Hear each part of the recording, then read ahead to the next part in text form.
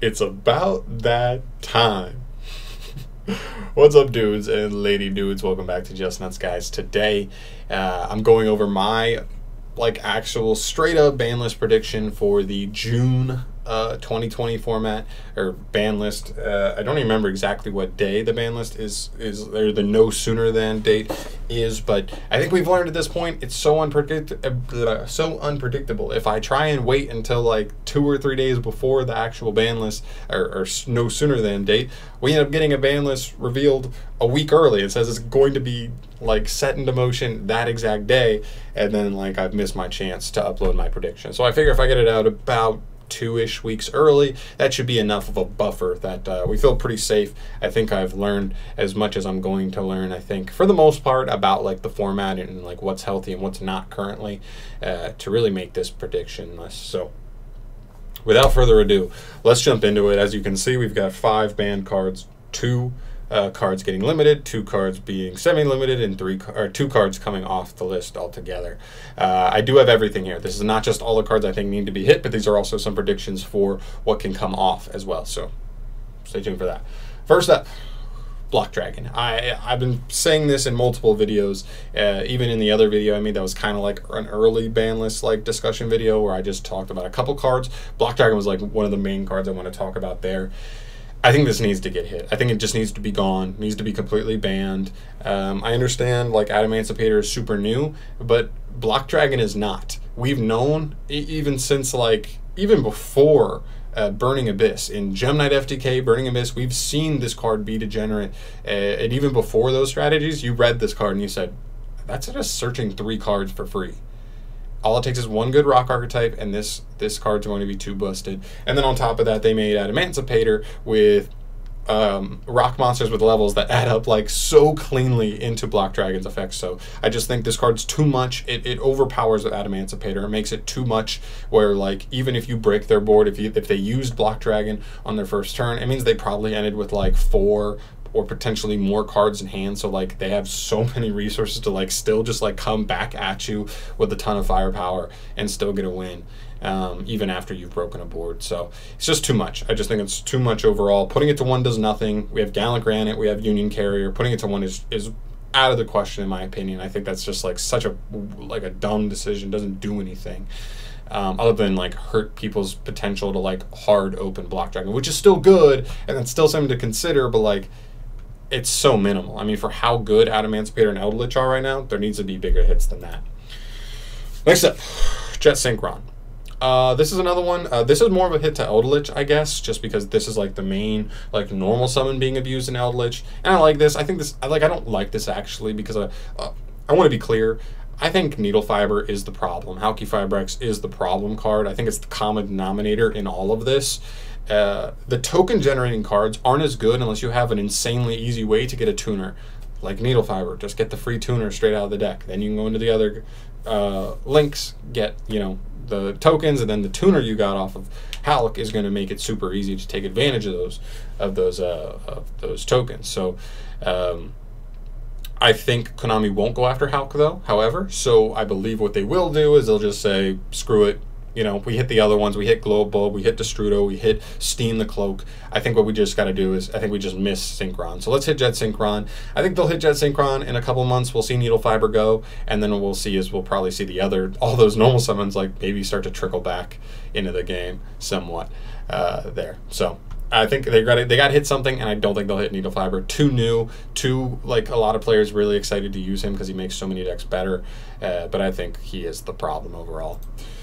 Next up is Pole Position. This is just a dumb thing. This is just a thing that I think Konami should probably just address. Just a stupid thing. Okay, if you don't know about Pole Position, there's like this weird ruling where if it's something like if your opponent's like not allowed to respond, and it's like this weird ruling where like neither player's allowed to do anything, you're just stuck in an infinite loop, and then if you call a judge, like technically your opponent gets a game lost for like being stuck in an infinite loop, essentially. So yeah, it's really dumb, and it just shouldn't exist. So Pole Position, just dumb. I think we'll either see an errata for this old card, or they'll just say like, screw it, let's just ban it, so it's not a problem. Nobody cares about Pole Position. Let's just get it up out. Next up, Moulin Glacier. Okay, this is like a weird one. This is one of my like flyer picks, I guess. I think with the new deep sea stuff support that's like just coming out for you know, mermails, or you know, just to support Diva, give her own archetype. I think that it's actually legit scary, and I think if we do see something like Block Dragon Go for Adamancipator, I do believe it makes room for other combo decks to be intriguing to a lot of players. I think a lot of people might say, a lot of competitive players might say, without Block Dragon, Adamancipators are still a good combo deck, but they're not as disgustingly nasty as they want them to be. So they want to look for something a little more degenerate, and that's where they might go to Mermails and look for just like hand looping your opponent. They don't even get a chance because they got no cards in hand. You're able to rip hand traps out before they're able to use them, stuff like that. And so I think Moulin Glacier is the easiest one card hit. I think we've known this for a long time, that eventually Mermails, Merlantians, whatever, with the water deck, would eventually get to a point where they'd just be too powerful at hand looping, and also they're pretty good going second as well. They play through disruptions, they bait hand traps really well. They don't like really die to hand traps as a combo deck too terribly. And so I think this is like the easiest. It's just a one of in the deck. You're not really killing like how the deck is built. They just have to find one substitute for this card, and it just says like you don't get that free, like this card's so easily searchable by so much of the deck. You so consistently get to this, and with links as well, getting 5 waters in the grave is so incredibly easy. This used to be like a tough thing where you were like, oh man, like I can't just get my own stuff engraved. I need to wait for my opponent to get it engraved so that I can go into Moulin Glacier. Not anymore. With links, it's just so incredibly easy, and I think this is a card that just ripping 2 is just a little bit too much. So I'm going to say Moulin Glacier to none. And I think that would actually pretty fairly balance Merlantians, even if they are hand looping 3 or 4 other cards. Like, it does do a decent job, a better job, like a quick, easy hit. And the last card I have on my ban section is True King of all Calamities. This might be a little early just because we haven't seen this card really explode onto the scene yet, but we've seen it trickling in. We've seen combo variants of certain decks that just like that can go combos, that can do combos like through the like Jet Synchron play, but instead of going for like Savage Arclight, you just go Calamities.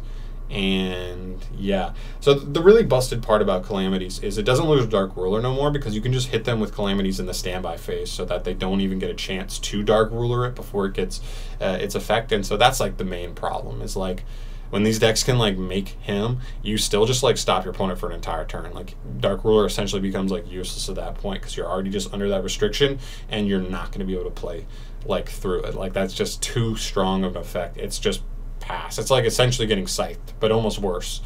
You can't even attack, so you can't even just beat over certain things if you can get to a bigger body. I just think it's too much. I just think it's too oppressive of a card. I think it's just going to go up there as one of those cards where like just too oppressive, too powerful of a win condition. And we shouldn't have single cards that do as powerful things as Calamities does, especially now when you can do it just like 2 turns in a row. It's too much.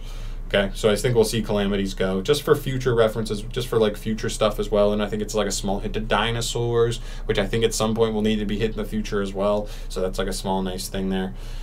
Yeah, so I think those are my banned cards. I feel pretty comfortable with these. I think these are pretty good picks. I think Moulin Glacier is like my main flyer pick. Pole Position's like, I guess it's sort of a flyer, because I guess Konami might not even care about this because like so few people are playing it, but it is just like a stupid thing. Whatever. Moving on to our limiteds. First up, I have Fossil Dig. I know I said True King of Calamities would be like a small hit to Dinosaurs, but this is the real hit to Dinosaurs. Fossil Dig to 1. Main reason for this, I think this will be a long time coming. Eventually, we'll see this happen, whether it happens on this ban list or later on. Look at Rhoda. I mean, just look at Reinforcing the Army. This is literally Reinforcing the Army, but more versatile because it searches 5s and 6s. The only problem is that Dinosaurs are just such a less fleshed out archetype than Warriors, but to be fair, Warriors are the most fleshed out archetype, like type in the game. So eventually, as we got more Dinosaurs, we would guarantee see Fossil Dig go down to probably 1, and I think that's fine. I think just Fossil Dig to 1, it hurts their ability to open these insanely incredible hands with like Raptor and Miscellaneous Source like so consistently. We see that so consistently. They just got Animadorned Archosaur, so that's like in a way like a pseudo starter for them. So that's like more copies of like starter cards that they can have. So they don't need to have Fossil Dig, and so I think we take away 2 copies of Fossil Dig, and it does like a little niche to their consistency. Because it's like it feels so bad, man, when you play dinosaurs and they just activate like Fossil Dig for Oviraptor and then activate a second Fossil Dig for Miscellaneous Source, and you're literally just like, cool. Cool. So I think it's at some point going to be like as powerful as Rhoda is, so I think it's better just hit it now. I don't think it kills the deck by any means. I still think the deck is incredibly good in its own right, but I do think at some point we'll see it, and I think this isn't a terrible time to do it. I almost thought last ban list we would see this happen, but I'm going to stick on it. I still think this will happen at some point. And the only other card I want going to 1, and this is one of the cards coming off my ban list, is Danglong. So this is a really interesting one as well. A lot of people might be questionable. This is definitely a questionable one on here. I think this card's just been power crept so much. It can only be special summoned once per turn. So even though its effects aren't hard once per turns, you wouldn't be able to get other copies of him out to trigger his other effects. He searches a Yang Zing card. Like normally that was used for like searching the counter trap, but look at Yu-Gi-Oh nowadays. I mean, like, even Orcus builds, like, nobody's searching Crescendo. Like, you have such an easy way to just get Crescendo, but you know what? People said, nah, it's not even good. Like, a counter trap, an Omni Negate is good, but when it's your only disruption, it's not that good. So I think, like, Danglong is, like, not that scary. I just think the power creep has made it so searching a free counter trap is solid, but it's not all that in a box of chocolates. It's pretty good. And so I think this card that used to just get you so much is, like, decent. And so I think this is a nice like little bump for certain worm decks. Like I think Tenyis can actually somewhat like make this somewhat easy. I don't know if you would, but I don't know. Give Yang Zings, like give Zephyr the Yang Zings like the ability to use Danglong again. I think that would give them a chance to actually be somewhat relevant. The OCG has had Danglong for a while now, and he's not really doing anything, so I'm not really that scared here. Obviously, we're a little more combo oriented in the way we like to do things in the TCG, but I think Danglong is fine. Next up, I have Graph, Malbranch of the Burning Abyss. Now, this one is a little bit greedy of me because I don't know if I necessarily believe this will go to 2, but I think there's a chance, and I also really want it to. So, main reasons here is that, 1, we've seen Burning Abyss get power crept and power crept and power crept, and now Burning Abyss really is not even a tier 2 deck at all. And there's really 2 variants that you're going to see of Burning Abyss. It's like the Burning Abyss Block Dragon like combo variant, or it's like a pure Burning Abyss build with like a couple of traps, hand traps, and you play more of a mid-range style version. Graph going to 2 doesn't even really help the combo version, because the combo version, as we've seen, has developed into a thing where they really just play like a very condensed number of Burning Abyss monsters, and you don't even want to draw them. You want to use your other starters, like actual starters, like Tour Guide and Extenders, to get into them and then use them as extenders, but you don't use them as starters. So I think Graph in that version at 2, I don't even know if people would play it at 2.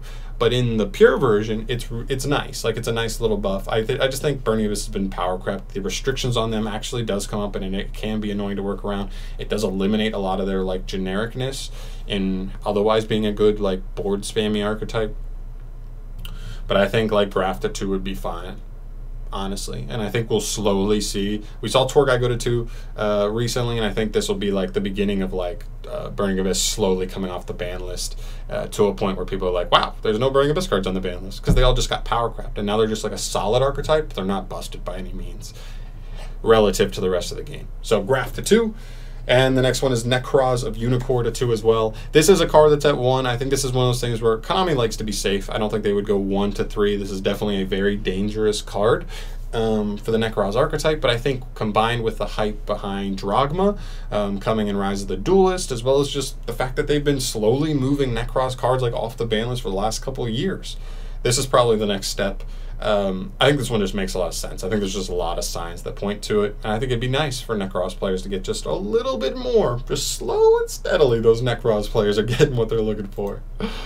And then we have the Unbanned cards, starting with Double Iris Magician. This is one that everybody's been calling for. I just think this card is long overdue. This card could come off the ban list a year ago, maybe even before that. Like, once Pendulum Magicians stopped being a tier 1 deck, this card could have probably come back like immediately. So whatever, not a big deal. And the last card I have here is Sky Striker Mecha Widow Anchor.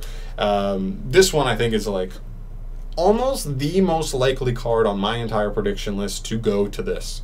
We saw in the last ban list, Widow Anchor got moved from 1 to 2, and what has Striker done since then?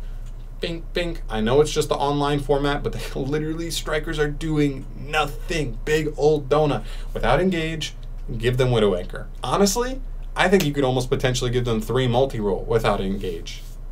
I might want to think about that one a little more, but without Engage, like, the deck loses so much speed. That's the main thing. And so Widow Anchor does help them with like speed in terms of going second, having another really, really powerful card going second, as well as going first. It gives them one more card in archetype that's like increases, like makes area 0 a little bit better. Having the third one makes multi-roll a little bit better, so you don't have to be as weary as like at setting Widow Anchors, because like if once you have 2 banished, like they're gone. So you would have 3. It makes playing Desires a little bit more desirable in the deck, just because Widow Anchor is arguably the most important card in your deck now, and playing it at 2, Desires is a little bit risky there. So I think at 3 you'd be a little bit more okay, just going, yeah, with 3 Widow Anchor, I could play Desires. I think Desires is worth. Puts a spell engrave, gets you a +1, why not?